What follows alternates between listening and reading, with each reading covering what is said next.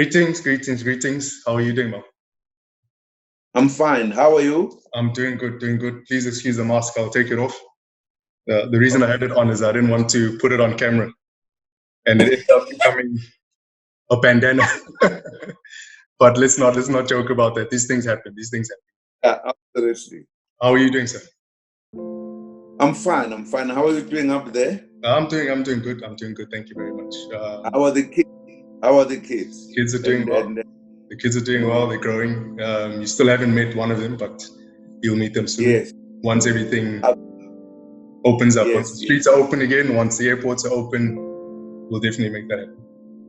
Okay, I will definitely. I'm definitely looking forward to seeing the new one. No, Yes. thank you. I think first and foremost, welcome to you. This is the first time that we have a video call ever. Just to make the record clear. And I appreciate your time. I know you are a busy family man and whatever else that you're doing at this point in time. But thank you very much for your time.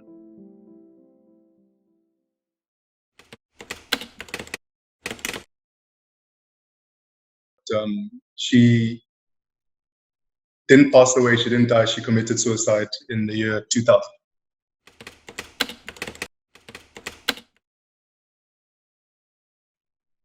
It was late morning. I was minding my own business. This would have been in Pretoria, now known as Tshwane. Minding my own business, and one of the staff members came running in frantically to get my attention. Please come with me. There's something going on that we need you to help us. I'm like, okay, cool. What's the story? I'll follow the lady. I'm not going to mention the name. And I get to your room, your bedroom, and you obviously you were not there. I'm not sure if I recollect you were in the country, but possibly not in the province. I don't remember that particular detail. So they bring me to the room and they say, look, just brace yourself. There's something that's going on here. We're not sure what the situation is, but we need you to come in and assist us. So when I get into the room, and then when I look to the right, Mom was laying on the bed. She wasn't responsive. She was non-responsive, frothing at the mouth. And, I don't think people were aware of what was going on. She wasn't speaking. And, we're trying to understand what's going on, until my attention was brought to a note that was in the dressing room, where all the dressing room was a walk-in closet. I'm trying to read the note, which I do, and the contents of it, are the contents of it. Some of it did make some newspapers. How, I don't know, but that's what happened. I walk into the room. I've still got the note in my hand, and all of this happened maybe within a period of 7 to 10 minutes. And paramedics arrived, and before we all assisted in getting a mom onto the stretcher and onto the ventilators and everything. At that time, I'm not sure what the position was. I may be wrong. I stand to be corrected. But Reverend Frank Chikane walked in. I'm not sure if you'd remember that he must have been minister in the presidency. I'm not sure. I will need to be correct at the. It was a DG. DG in the presidency. Yeah. Yes, DG in the presidency. So he walked in, and obviously he's known to the family. He's had a long history with the family. And I remember he grabbed my shoulder and like, yo, chill. You'll be fine. We're dealing with the situation. I'm confused, as any youngster would be. And I remember he took the note, and we almost had a little arm wrestle match for the note. The last time I saw that note was when he took it from my hands. And then from there, Mom was moved out, stretcher, ambulance, and that was basically the last time I'd seen her before she passed away. So I'm just giving you this recollection.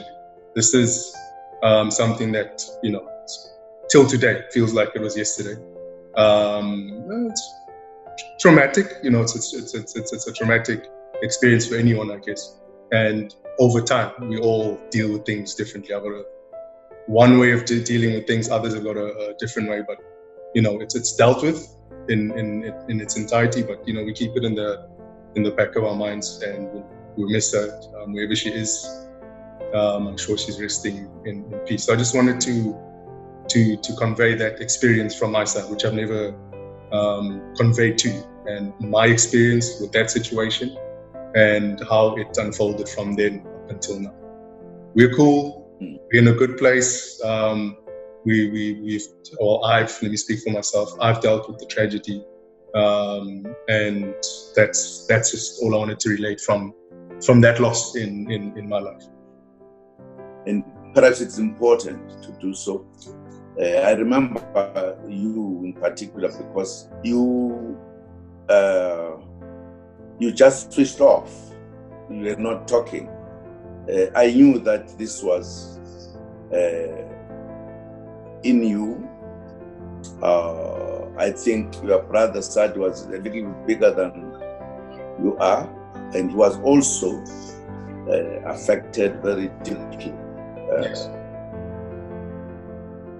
Because I realized a home without a mother, the man can't live there, absolutely. It's a difficult one. I just wanted to mention that, which made me feel the gap and the realization that, look, the mother is important in the home.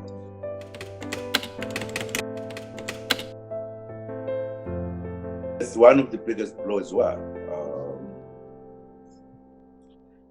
Here was a young man, actually growing, very bright, really with a big future. But he had to die.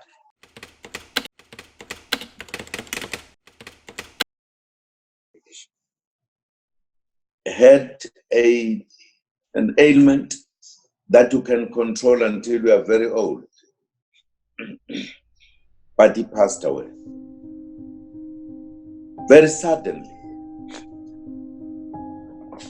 Some of the blows that I've stomached are the blows that are the result of my participation in the struggle. At times, I say, I can't blame myself because I took a decision to fight for my country. And therefore, some of the things have come as a result of that. Now that I know what took him is what pains me even more. Because I now know that it were people who were trying to kill me or to reach me, but who were finding it difficult to reach me, who then took a decision to create or make something that will pain me. And I now know, and I think it's important that maybe I become emotional on this one, because I wanted to take your life as well. It was a failure to take your life that then they went to the young man. And in a manner that very cruel, because they interfered with his treatment. In order to poison him, they went through his treatment and indeed found him. Now I know. So the pain has not just doubled, has tripled in me, that here I lose for the first time my child who had many years to live, but it was in the place of me that they could not get me. So it's a very painful thing.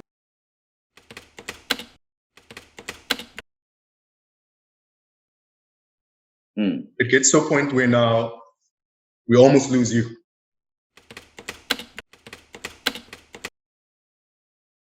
So From Vusi's, so after Vusi's passing away, I think the next emotional event that we had in our lives was we've lost these people, and it's just the circumstances were, and as you've explained, the Vusi one, when it comes to light, it just adds a whole level of just trauma and upsetness. But that's a conversation for another day. It gets to a point where now we almost lose you. So here we are, we're faced with the loss of one of our mothers, the loss of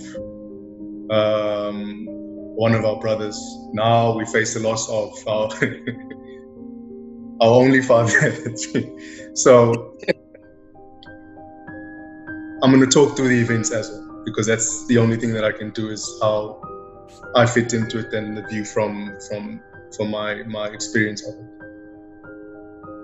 Leading up to a time where we'd understood that something was going on. Your health was deteriorating, and you'd know it better because you were experiencing it. And the usual thing that you do, you carry on with life as if nothing's wrong, and you deal with your trauma and your challenges in your corner, because you're the kind of person that doesn't like making your problem anyone else's problem, which is something that which is an approach that I've developed, and that's the angle that I use in dealing with my issues and challenges. There was a time, if you may correct me, you were one, it was at an NEC meeting that you had to leave abruptly because you couldn't continue.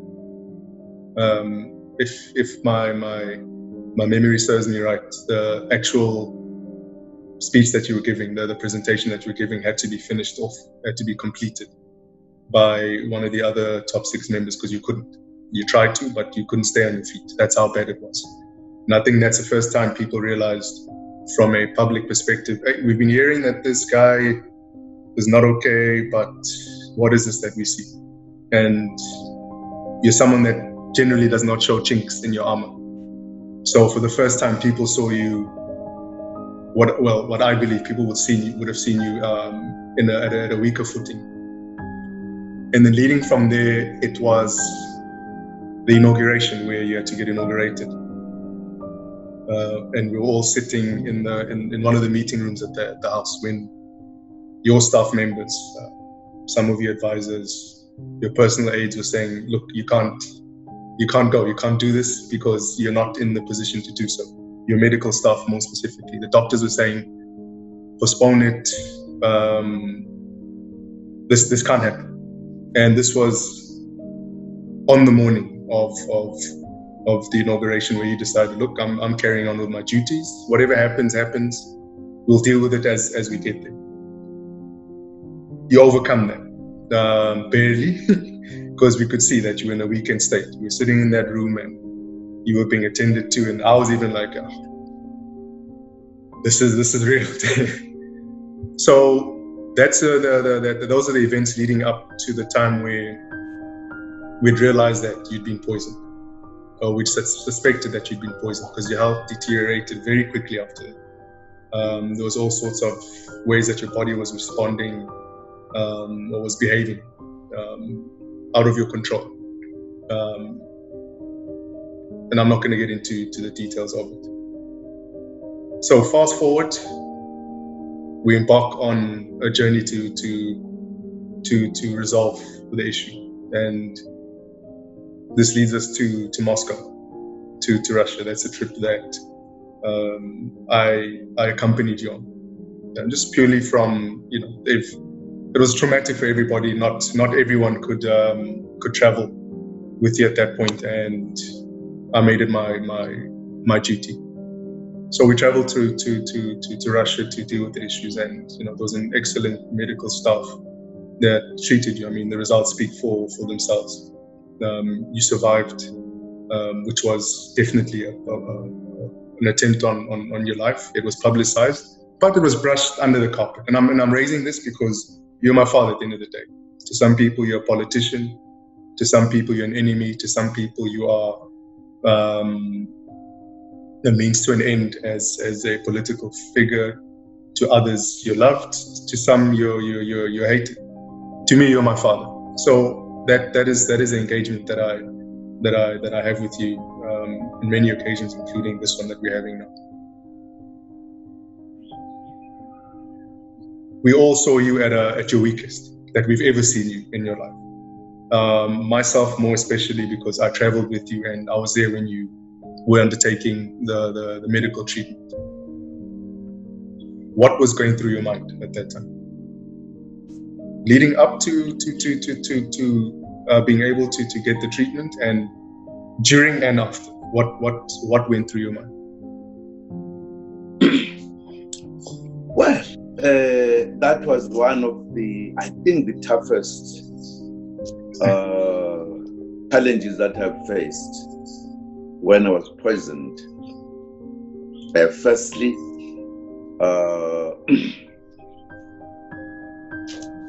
I was at that time I was already having got some information that I was poisoned, how I was poisoned.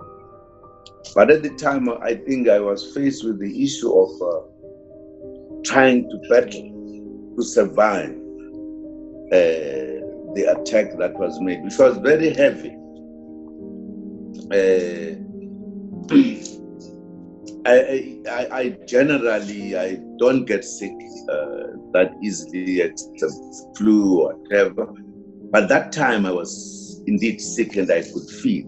And one day I could explain in detail how was I feeling, but it was very difficult. Yes.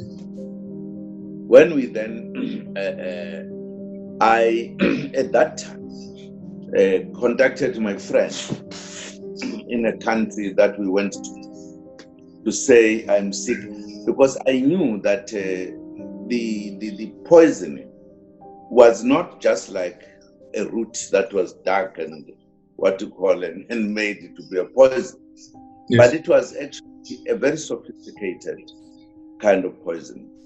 And I knew that my friend, who was a president at that time in his country, would be the only one in the country that will assist me. And that's why I sent a message to him. He sent doctors, which was very quiet, to see me, who then recommended that indeed I should go to a place where we finally went with you. And I knew once I went there, this would be defeated, and it was defeated. And they finally found out that it was poison. There were 3 types of different poisons that were put to me together. Not just one type. Were actually 3 very dangerous. When I look at them and what they do to the human body, I did not believe that I survived that one, but I did. And I must thank you also, because you represented your siblings by going with me to the country, and you were there all the time, and we came together.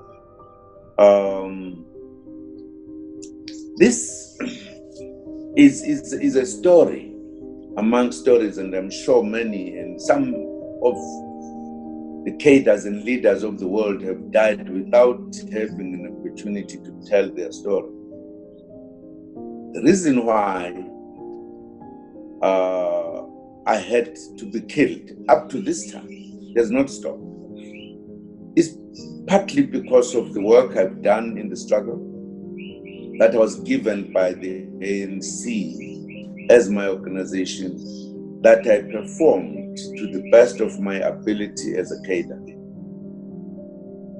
But secondly, it's because of my beliefs politically about how the countries or our country should be. I joined the struggle when I was very young. to liberate South Africa, and I meant it. It was not just to do that for the sake of doing it. It was literally to liberate the country. And I believe and I still believe. And because of my ideology and beliefs and the work I did combined, yes, that my enemies thought I should die, and they would have killed like they've killed many, and they've poisoned many. I always say my ancestors have been with me, and my God has been with me, that I'm still alive. I was supposed to have died. I now also know that I was not just poisoned once. Each time the enemy thought I was looking better, they put another dose. In fact, when I write my book, I would say exactly how many doses were given, because as an intelligence operator, I now know how many doses were put. How I did not die. Even the doctors who cured me, they can't believe. I remember. If you take the dose that I had in my body, no human being could live. If I recall correctly, what they'd said is the set dose and what would normally get rid of someone. You said it was 4 times the amount that they'd given you. Exactly.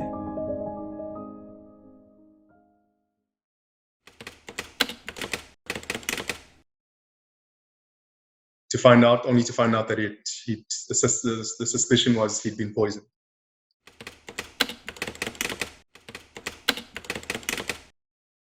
I get a phone call saying, "Can you please help?" And I'm saying, "Okay." And this is a serious phone call from serious people. Help in what sense? You know, if we can, we will. If we can't, we'll let you know. Look, sorry, not going to happen. There's a problem, and this had to do. At that time, he was the premier of Mpumalanga. He's now the deputy president, Deputy President Mabuza. And the call wasn't from him, just to be clear. The call and the request was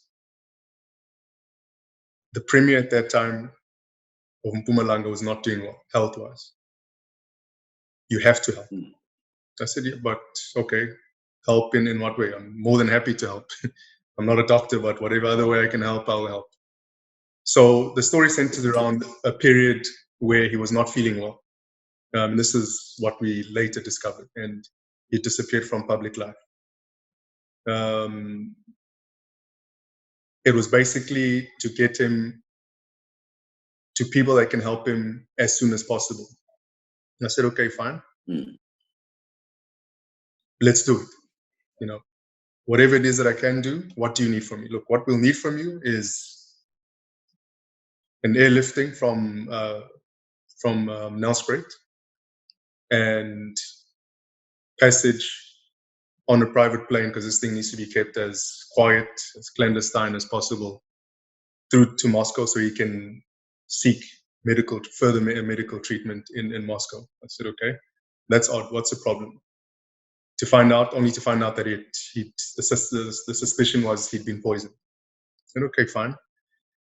Give me a few moments. Let me see what plan can happen. He said, look, when you get back to us, it needs to be a positive plan, because we've exhausted all possibilities.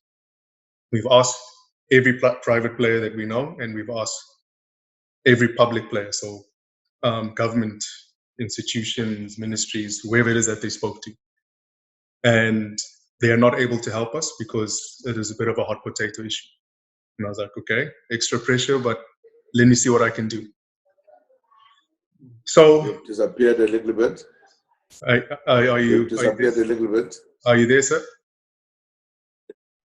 Yeah, we are there now. Yeah, okay. So you ended up when we were saying all other players have failed to answer. Yes.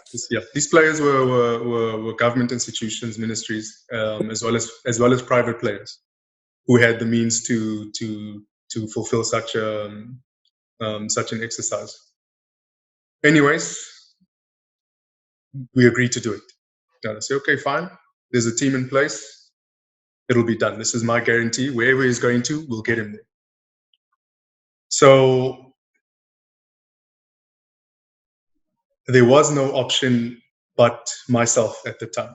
And, I felt pressured because it was a very high level extraction, if I may use that term, which we had to do. And, it was in line with saving life. It's something that if I was in that position, I would have hoped that someone would go out on a limb to help me out if I had nowhere else to go. So anyways, make the necessary arrangements. And now Premier Mabuza could not travel by road from Nelspruit to Johannesburg because that's the only way that we could get out. We had to airlift him by helicopter. Now the further issue is there was obviously a threat on his life because he'd been poisoned. This information hadn't been out in the public domain. So we'd arranged for an helicopter extraction from I think a high school that was just outside of Nelspruit, so it's not too obvious because we had to send in our own modes of transportation, in this case the helicopter, and it would be obvious if there was a landing and an extraction at that point. So we get the team to go and do it. They airlift him from, I don't know the name of the high school, I wasn't there because I was waiting at OR Tambo. Extraction happens. So now this is, if I recall correctly, a few moments later, he gets airlifted. He's on his way to OR Tambo. Now a storm is brewing. Literally, there's a storm. It's serious clouds. There's always a heavy cloud cover around the Kempton Park, Boksburg area. So anyways, it was quite a strong electrical storm. And the reason I'm mentioning that is the helicopter did not make it to OR Tambo like it was supposed to. It landed somewhere outside of Kempton Park. I'm not sure. I wasn't on the helicopter. And when we got the phone call that they wouldn't be able to fly through the electric storm, which sent drivers out to go to pick up the premier. So they picked him up. They get to the airport. This is now, we are waiting. Well, I'm waiting at Fireblade, the now infamous Fireblade private passenger terminal that's attached to the international airport. I'm sitting in the plane. He arrives. We welcome him because now it's raining. And when I'm saying there's pilots and one or two other people that I traveled with at the time. We literally had to carry him into the plane. And for me, I was shocked at what I saw. I didn't expect to see what I'd seen. Walking stick, and he could barely walk on his own. Carried him, took him to the back of the plane where we set him upright. And at this point, we're like, okay, we've got wheels up at this particular time. Let's get ready to move. Now I can see the panic ensuing from the captains, the pilots of the plane. And eventually they come to me and they're like, look, we're not sure what's going on, but is this gentleman okay?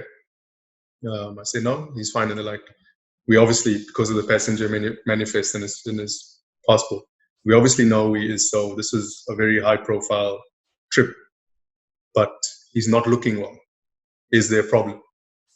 And I'd say to the pilots, no, this gentleman is here. We need to get him out. We are on our way to Russia to deal with this problem. So that's not up for discussion. And I could see the discomfort in the pilot's face. But it's like, okay, let's see what we can do about this. So as we're sitting in the plane, the storm gets worse. We start up the engines to take off. We have technical problems. And the technical problem at that time was with one of the engines, and we needed to get a team to come check it out. So I'm like, okay, this is now starting to get very tricky. So as they're checking the engine out, we sit and we actually ended up having dinner on the plane. We didn't even take off because we've been sitting, waiting, and we're all hungry and we eating. Now during that period, I'm having a discussion. Obviously, I'm trying to find out what's going on, and he wasn't in a good state. He could hardly speak, but he managed to utter a few words. And he looked at me and he said, "I didn't know who had made this plan. I didn't expect to see you," meaning myself. "But now that I see it's you, I feel very comfortable and I'm happy. Because if you are attached to this exercise, then it means your father's attached to it, and I appreciate this operation being made possible." And I said, "No, this is my story, and you are in the safest hands you can be in at this point." And then he relaxes a bit.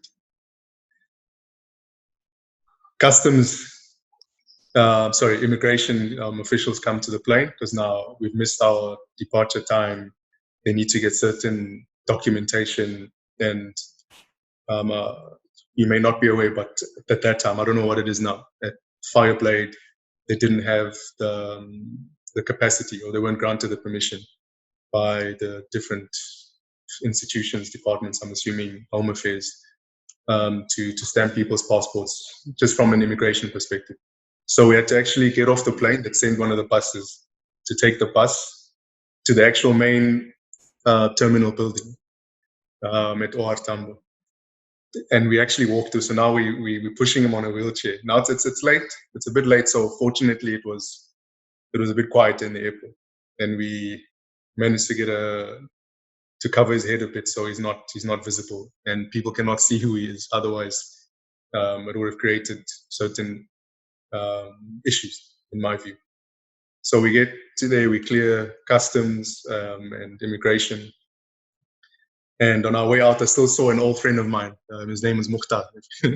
If he watches this and he recollects that period, he'll now know who was in the wheelchair, because he was looking at me like, "Hey, what's going on here?" There's no one else moving around here. Where you guys going? I'm like, no, just I'll speak to you later. We like to catch our flight. So we pushed him onto the plane, onto the bus with his wheelchair. We get onto the plane. And at that point, the pilots were like, "Okay, we've gotten clearance. It's going to be wheels up in the next 10 minutes. We've got our slot to take off." And that's when we realized, okay, we're good to go. So at this point, why I'm mentioning this story is because there's a lot of risky stuff that people do, and the risk at that time that I'm sure you'll agree with is, and this was, I think, the issue that the pilots, they never said anything, but to me at least, the issue that was going to be very controversial is we have someone that's on an aeroplane that's not medically cleared to fly, right? So if anything happens in between our point of departure and point of arrival, his death will be on my hands, because I'm the go-to person when it comes to this exercise. So if the Premier had lost his life, me being the last person in contact with him, and the Premier being in my care, the buck would have stopped with me, and I'd have to face the consequences, as I understand it. And I think that's what the captain was alluding to. And at that point, that was irrelevant. It was immaterial. We were continuing with this plan. So as we were sitting on the plane, we were just having discussions, and I was trying to understand, but what is going on? And he said, "Look, my son, I believe that they've got to me. I've been poisoned. I've been in hospital. I believe at that time it was almost 3 months. And 3 months that he hadn't been seen in public. And he was just saying, I've been poisoned, and I'm upset that this has happened." And I'm thinking to myself, but why would this happen? And why to you? And, what am I doing here? And he said, no, he has come to see the reality of life, where people that you trust and people that you've worked with do not want to have you around. because he recollected a story where he said he was laying in his hospital bed. Now at this point, he's whatever he had, it was on a drip and ventilators, I don't know, whatever the situation was in the hospital.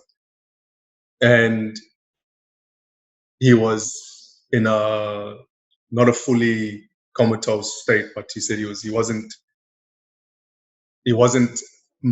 active. He wasn't he didn't have any activity, he didn't have any movement in his body and in his speech. But what he said is, as he was laying and sleeping, because he was laying there with his eyes closed, even when he was awake at times, just what else was he supposed to do? And as people came to visit him, his trusted people, they were speaking, and this is where it struck me. I'm like, we have a big problem here. He was speaking, and the people that were speaking that were trusted to him were basically speaking about their plans post his death. So now they're planning for his eventual death. And he said he didn't see them, but obviously he knew their voices, and he could remember their voices. And the next thing that he said is like, and I can't blame him for it. He said, if and when I come out of this, I'm going to find these people, and they're going to pay for this, whatever that means. So anyways, I'm like, look, I can't argue with that. I would have been just as upset as he was, and I would have probably said the exact same thing, because people are infringing on his life. So anyways, we take off. We get to Moscow. Fortunately, he survived the flight. We prepared the bed for him. He had a good rest in the cabin in the back, and we went to the other room, and we left him there. Occasionally have something to eat, something to drink. But for the most time, he was just in his own zone and comfortable enough that he was in safe hands. So we land in Moscow, and then immediately from the airport, there was a medical team, and we went to the hospital.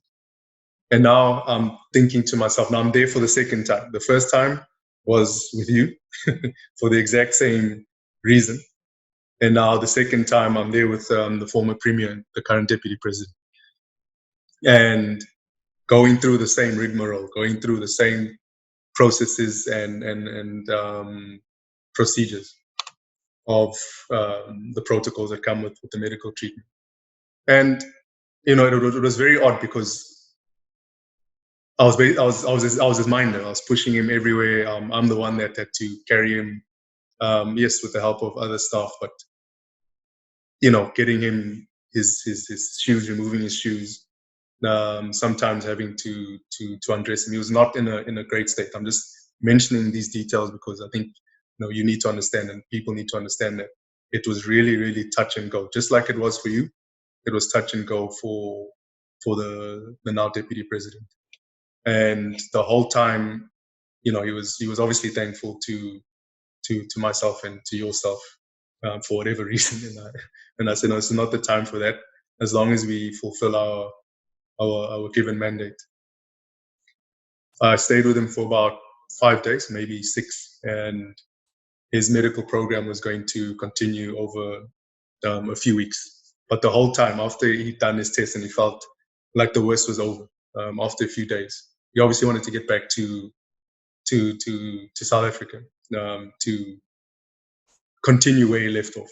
People were expecting, because not the duration of the trip from when it left up until we got back, no one, I'm not saying no one, but the only a very few people knew, but the general person did not know where he was. And I think that's exactly how it played out, and that was the whole idea of it happening. So they did all the blood tests, drained blood. They did all these things, and watching it is quite a scary scenario. I mean, some of the equipment and machinery that was put on, and then how you responded to some of it, how he responded to some of it. It's a scary thing to see, and how he was detailing it and the pain that he was in. The poison affects people in different ways, but this one was a slow poison that was killing him from the inside, through his core, and somehow it was affecting his legs. So that was what the mobility problem was. So I leave Moscow back to South Africa. I think it was 5 or 6 days in, because I needed to get back to doing what I was doing at the time. And the agreement was when he's ready to come back, it will be the same extraction arrangement, pick up and drop off. So that's what we do. This time round, and it's going to be controversial what I'm saying to some people, but this is a fact, and it's public knowledge. There's a manifest, so it's not like I'm trying to get stuff that's not out there. So it's a long flight to Moscow, and I'm literally flying alone this time round. So I invited one of my business partners, Mr. Tony Gupta, and I said, "Look, I'm going back to Russia. I need company. Are you coming?" And he's like, "Look, if there's anything I can do, I'm more than happy to do it. You're my brother. I'm coming with you. I'm going to support you and do whatever needs to be done. Let's go." So off we go. So this time round, I've got company that is not relevant to the core team we had at the time. We get to Russia. We spend a night. I think it was in one evening, two maybe, but we're not there for longer than 2 days. And that's when we receive him and put him back, the premier back on the plane, and we make our way back to South Africa. Now, when we get back to South Africa, there's the alerts are still out. Like, look, this thing is very quiet. He needs to lay low for two reasons. One, obviously, people cannot know where he is from a for publicity's sake. And two, there's still people that put him in that position that need to be identified, and he needs to be protected in that way. So from the day we arrived back in South Africa it was up to a week, there's a few days, you're looking at your watch like you got to go somewhere. Oh, I'm just joking. Not yet. No, that was a joke. So he spent a few days at one of the guest houses in Saxonal. That he was well looked after, and his safety was there. He was there with his wife, so he was in good hands. I'm mentioning this story because he's someone that is, was dear to a lot of us, and still is. And I'm speaking from my perspective because that sort of event that happened was a very serious event. There's been a breakdown in my relationship with him, and not from my side, from his side. My understanding of it, I clearly don't know. Maybe one day myself and him will have that discussion, because he's someone that I've always held in high regards. And I'm not asking him for any favors. I've never asked him for anything. I was part of a team that saved his life. I'm not looking for preferential treatment, but I used to speak to him from time to time to check how he's doing post the operation that we embarked on. And I'm trying to think if I'd seen him after that or not. I'm not sure that I'd seen him, but we were on telephonic interaction and communication. And then from nowhere, it just stopped. And I realized, there's clearly a problem. I'm not sure what the problem is, but one day we definitely will find out. So that's just my recollection of one of the stories that I haven't shared. And I just wanted to share that because I think it's important to do so.